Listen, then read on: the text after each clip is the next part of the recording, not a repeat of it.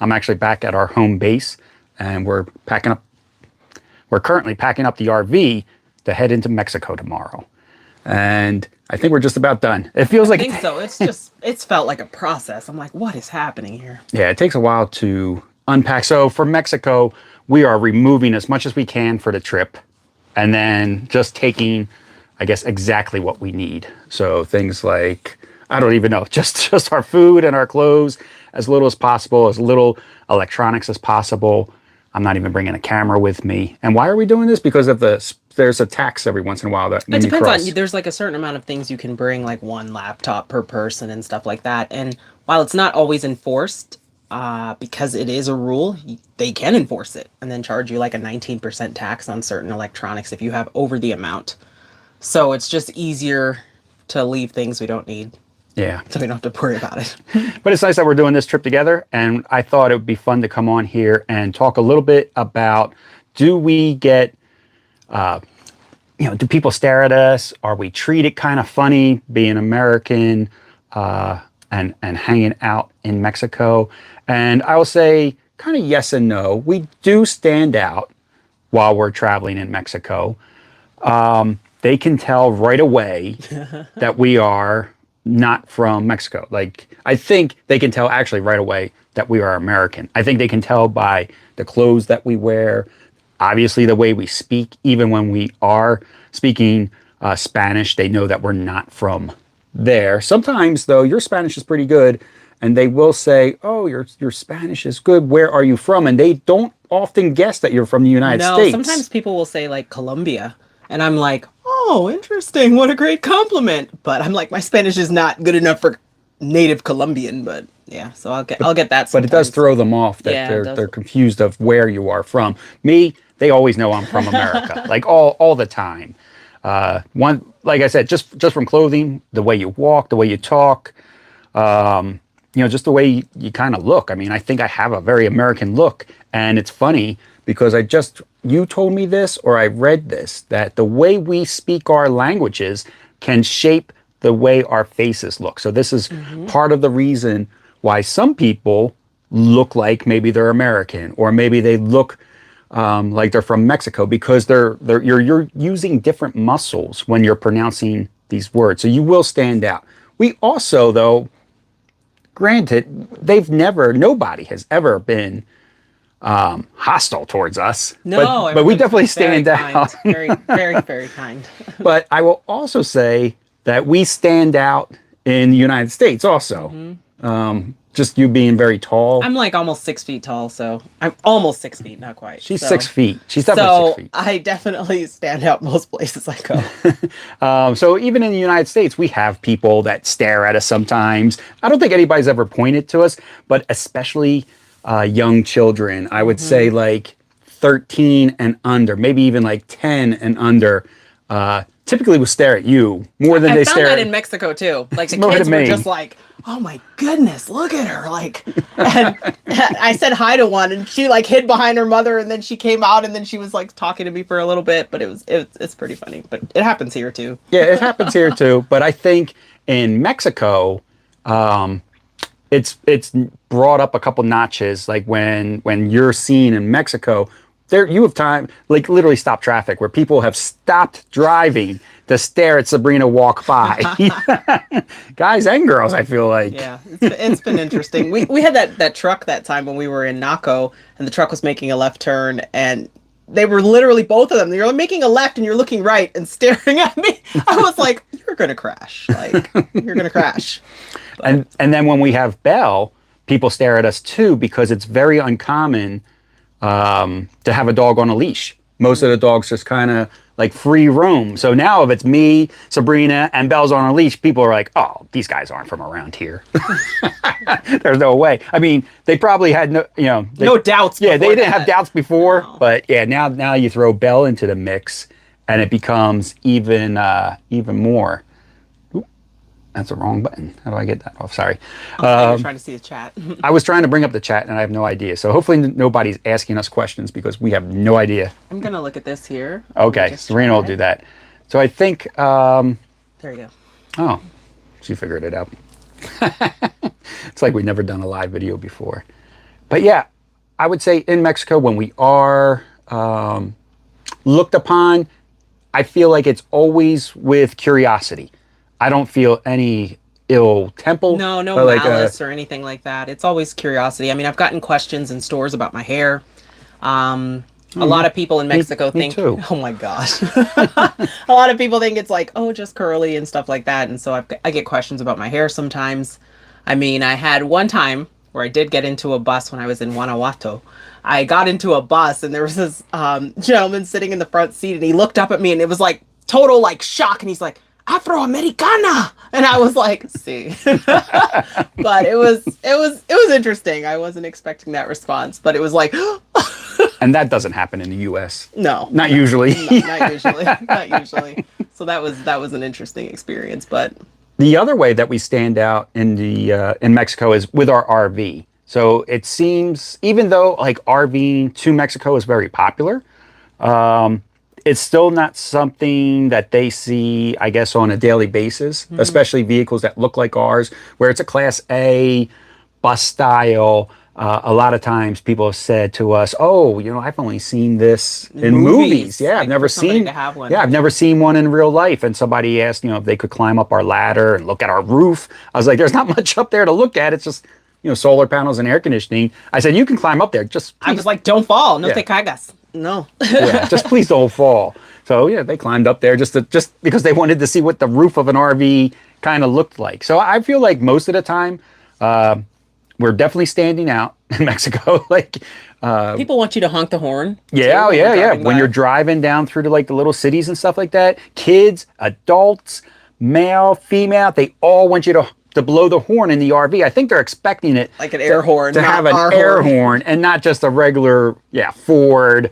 Like an F-150 horn is basically what this probably is. So it's nothing. It's not like a special horn, but they're expecting to hear air horn, and this does not have an air horn. So they're always. They never look disappointed when we blow the horn. They always like wave and give us a thumbs up for doing it. But yeah, I think they're expecting air A little horn. more. Yeah. A little more. But I think also because we do kind of stand out a little bit, especially for me anyway, this is what I found anyway, because my Spanish isn't all that great. When I am speaking to somebody in Mexico, they slow down. Like they know right away that I do not speak very good Spanish, and they take their time with me.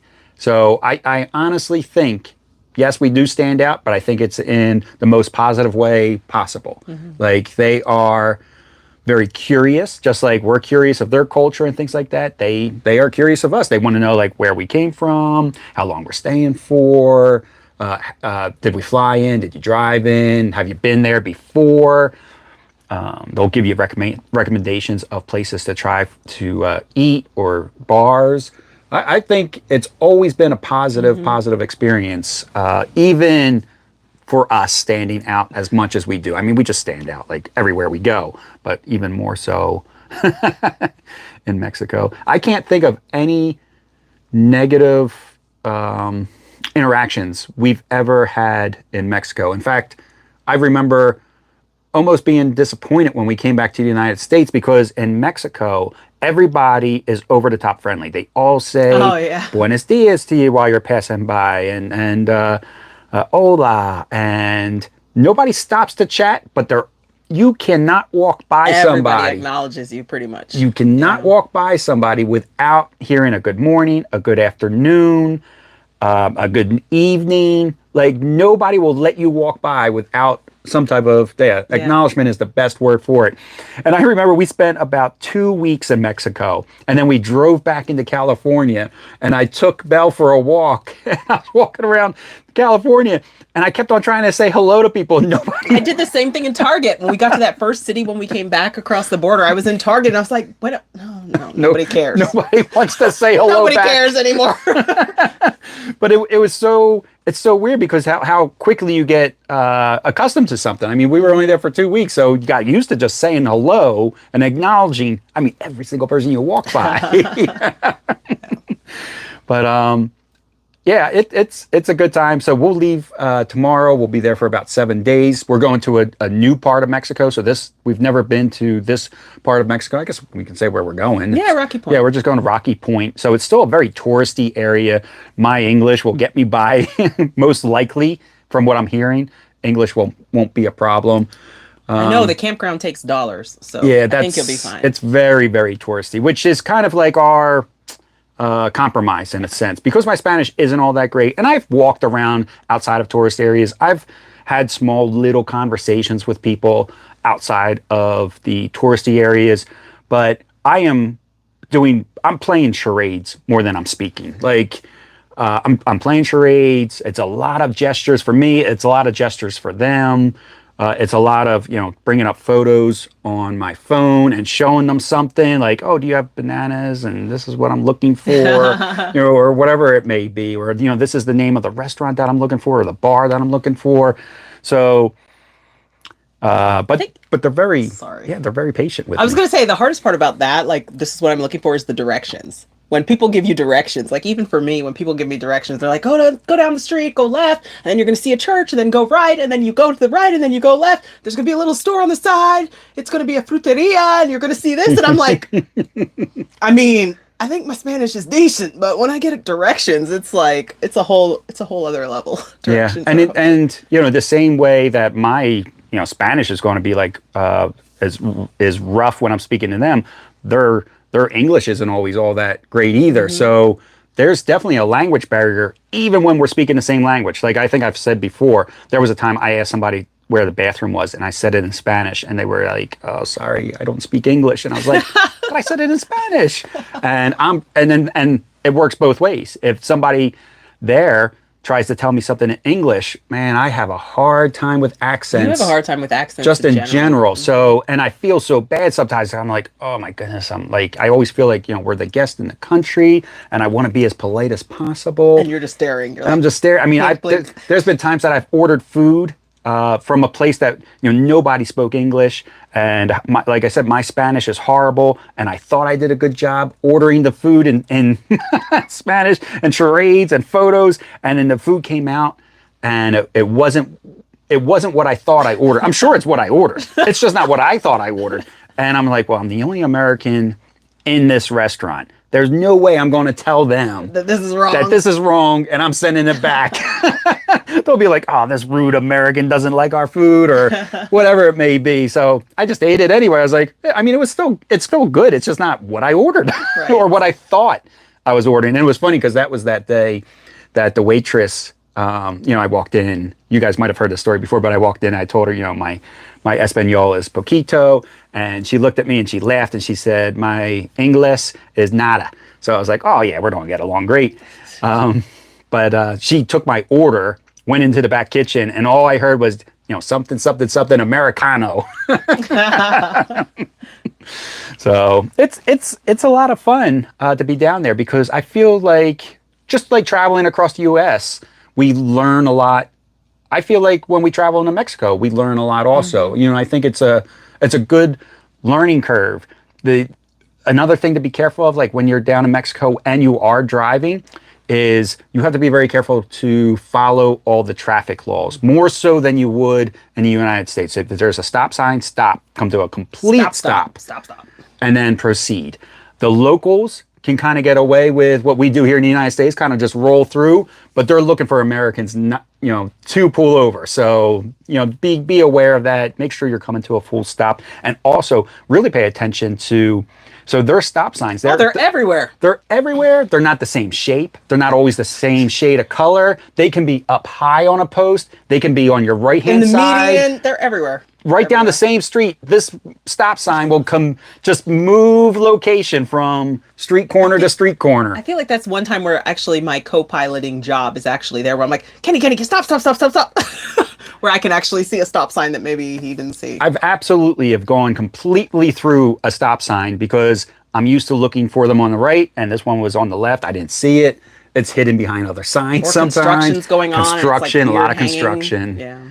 But very, very courteous drivers as well. When we drive into Mexico, they are quick to, if you turn your turn signal on, they're going to slow down and let you in.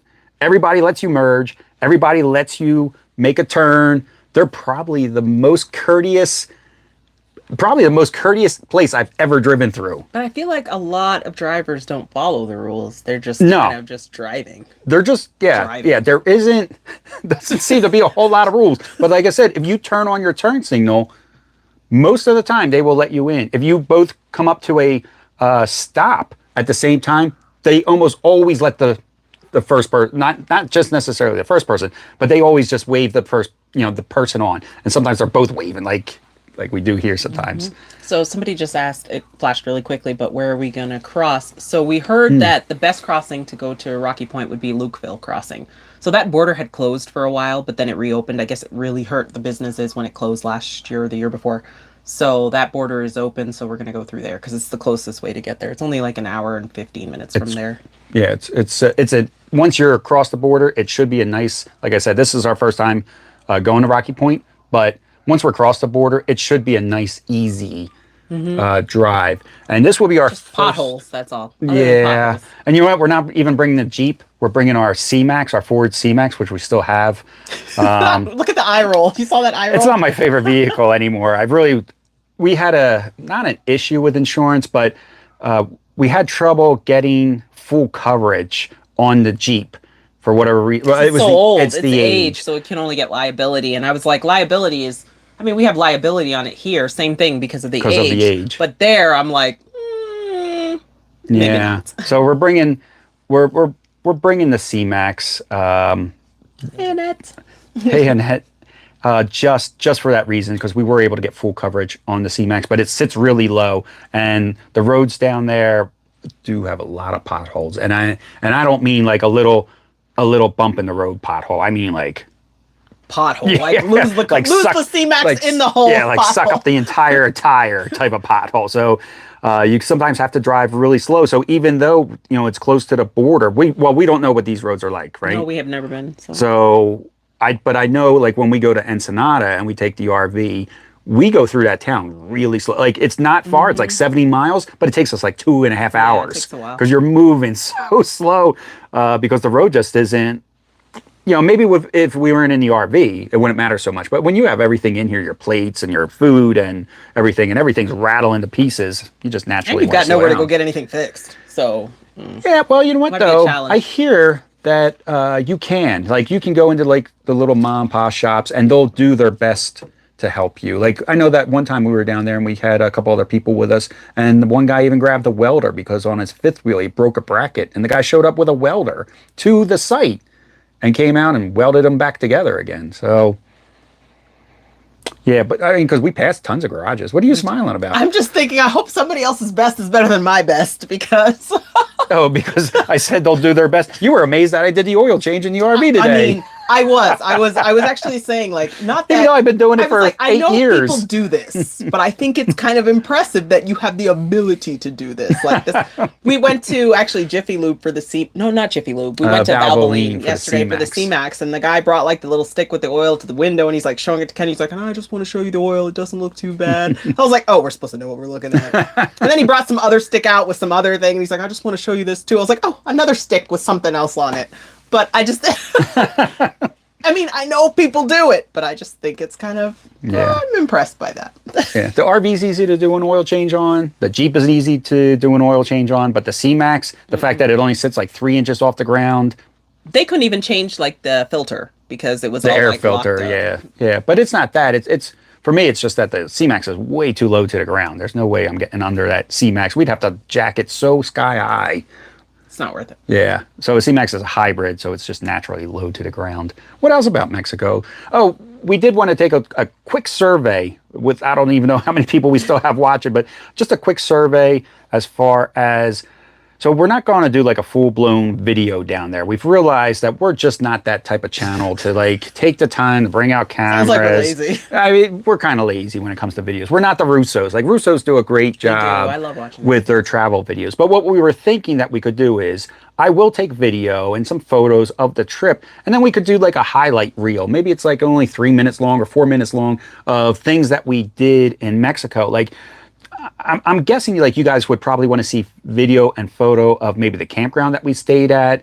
Maybe you'd want to see video or photo of the restaurants that we go to. I'm not really sure, but let us know like in the comments either here or even on the replay. Like what are some of the things that you would like us to take some photos and videos of while we're down there? I guess we're going to the beach. I think we're going to go to the beach. I mean, not to beach, but to like look at it and maybe let Belle walk on it. But yeah, we're not really beach people, but not beaching. But let us know if there's anything in particular that you want to see that's down in Mexico. Is it that maybe more than just the RV site, but maybe you want to, or the campground itself, but maybe you want to see the actual site, maybe the power? Because I know we've had some issues with power down in Mexico before too. Like sometimes at some of the campgrounds in Mexico, what they would consider full hookups is not what we consider full hookups here. Like their power is very different at times. So what we would consider is like 30 or 50 amp. They sometimes only have 15 amp, but that would be considered 30 amp. Well, they'd be considered their full hookup. Allegedly. Like a full hookup site with electric, water, and sewer, but they don't say online, oh, our electric is only 15 amp. They just say electric, water, and sewer. And you show up there and it's like, oh, it's 15 amp. One was 7 amp or 8 amp. I think it was 8 amp. Yeah. I think we just ended up disconnecting from it and letting other people use it. Yeah, because we got Battleborn batteries in our solar, so we didn't necessarily need it. And what was happening is everybody being on this kind of rickety power, it was straining other people. So we just wound up unplugging and just using our power system. But yeah, definitely let us know in the comments what you guys want to see in Mexico. Like I said, I'll make like a 3 to 5 minute highlight reel of just like, maybe put some music to it, and I don't know. Look at you trying. Because I'm sure people are interested in, Mexico and stuff like that, but especially for RVing wise, it's still a big deal for us, I feel like, to... Yeah, especially not going with like a group. Yeah, like, we're going with friends. We're going with friends, but we're not going with like a huge like group. Like a huge RV group or anything, so it'll be a little bit different this time. It'll be a little bit different, so... Yeah. I wish we could film... I don't think they want you to film the border. Oh, no, there's giant signs with like no telephones, no cameras. But I would say no hats. The times that we've gone through the border with the RV is pretty simple. Every single time, they board the RV, they open up cabinets, they're looking in your RV. They also ask you to open all of the cargo bays. So if you're planning on taking your RV, just know they will be coming in. They are going to open up as many cabinets as possible. They're going to open up as many cargo bay doors as possible. They will ask you a couple questions: how long you're staying, where you're going, when you're coming back. They might even ask you for like particular dates, like not just, oh, I'm coming back next Thursday, but they might want to know the actual date. So just be prepared with like the name of the campground that you're staying at and things like that. Registration for your vehicle. Registration for your vehicle, insurance. Because they're checking the VIN number too. I mean, no, you have to have Mexican insurance to drive in Mexico. Yeah, but they're not checking there at the border. At the border. That would be for like the police if you get pulled over. Yeah. But yeah, you're right. They ask for the VIN number of their vehicle. So there's a couple things to it, but I would say it's always gone smooth so far. Coming back is actually more difficult than going in. The United States border crossing to come back in, they go through a couple extra steps. I mean, they always throw out a lot more too. I was going to say they always come in with trash bags. Yeah, and they just go come into in our with big refrigerator, garbage bags and just start throwing like, things nah, out. you can't bring this, you can't bring that, and we don't even bring like the fruits and vegetables, but they're just grabbing stuff and throwing it away. Yeah. We don't have any meat, so I don't know. Yeah, it's funny. I would say it's not stressful. And again, everybody is super friendly, even at the border. Mm-hmm. Be aware they are pretty heavily armed. I mean, they are wearing automatic weapons in both directions. When they board, they're coming in with a gun. It's like interesting to see because you're just not like really used to that in your day-to-day life. So then having somebody standing there with like... Also make sure that you can have control of your dog. They should be secured and leashed or crated. Yeah, secured in some way. They don't want any complications with our pets. So it's actually a law in Mexico that anytime you're driving with your pet in the car, they have to be secured somehow. Should be secured somehow. So we have sometimes they'll pull you over just for that. And we have a little harness for Belle that plugs into a seat belt, just to make it a little easier. We could crate her, but I feel like it's very easy just to have that harness. Yeah. It's a lot smaller than a crate. So I think that's everything for now. So. If you guys have any questions, leave them down in the comment section. We'll do our best to answer them, and maybe we can do a live when we get back about how the trip went on top of that little highlight reel. It's getting ambitious, guys. Getting ambitious. All right, everybody. Take care, safe travels, and we will catch you Thanks next for time. watching. Bye, guys.